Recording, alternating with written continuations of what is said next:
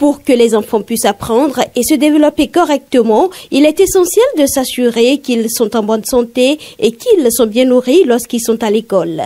Selon les nutritionnistes, l'adoption d'habitudes alimentaires saines est la meilleure façon qui soit de pouvoir garder le rythme jusqu'au bout de l'année scolaire, d'être en bonne santé et d'éviter le surpoids. De tous les repas de la journée, le petit déjeuner est le plus important. L'alimentation doit être une alimentation purement équilibrée et le matin, la vitamine C, l'enfant a besoin de la vitamine C. La vitamine C lutte contre les infections.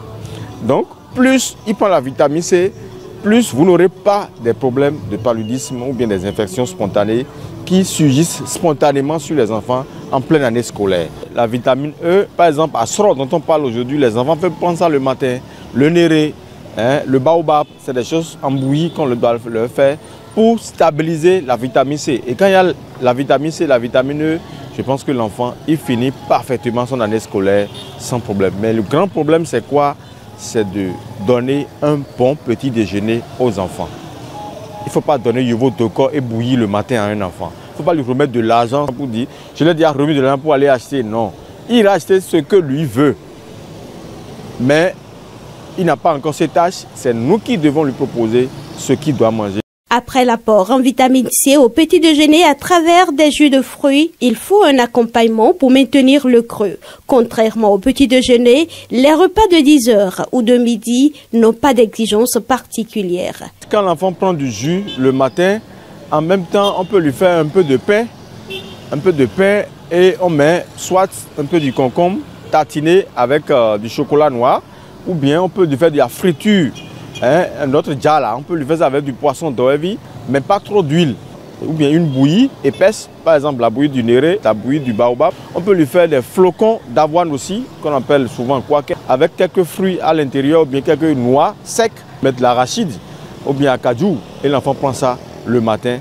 Je pense qu'il a déjà bien mangé, parce que les noix secs vont lui apporter de l'énergie lipidique pour qu'il résiste en classe. Et maintenant à 10 heures, il peut manger du riz, il peut manger des pommes de terre, il peut manger de la pâte, tout ce qu'il veut peut manger, et même chose à midi aussi. Le grand problème, c'est au niveau de 8 heures jusqu'à midi. Il faut qu'il prenne des aliments résistants, des aliments équilibrés qui vont lui permettre d'assimiler les coups. En ce qui concerne le dîner, le diététicien recommande de manger à heure fixe, léger, peu pimenté et surtout pas tard. On donne, mais le repas du soir ici, je préfère plus du moyo. Il faut qu'il y ait un repas légèrement pimenté, pas trop. Tomates, oignons. C'est des enfants, ils ont besoin de lycopène. Ils ont besoin de lycopène, c'est un acide aminé qui favorise le sommeil, qui prévient des maladies neurologiques et de même que ça prévient la diarrhée, beaucoup de choses. Donc le moyo par exemple, c'est bon le soir avec akassa, ou bien on leur fait des purées de patates douces. Je dis bien purée, c'est pas ragoût. Purée, c'est on écrase et ça devient totalement lisse et on prend ça. Ou bien on leur fait aussi des spaghettis et beaucoup de légumes à côté. Haricots verts, oignons, ail, poivrons verts, tomates. Et il prend ça, on saute et il mange. Soit il prend du couscous de fonio, ou bien de l'iam à vapeur, ou bien de la patate douce à vapeur.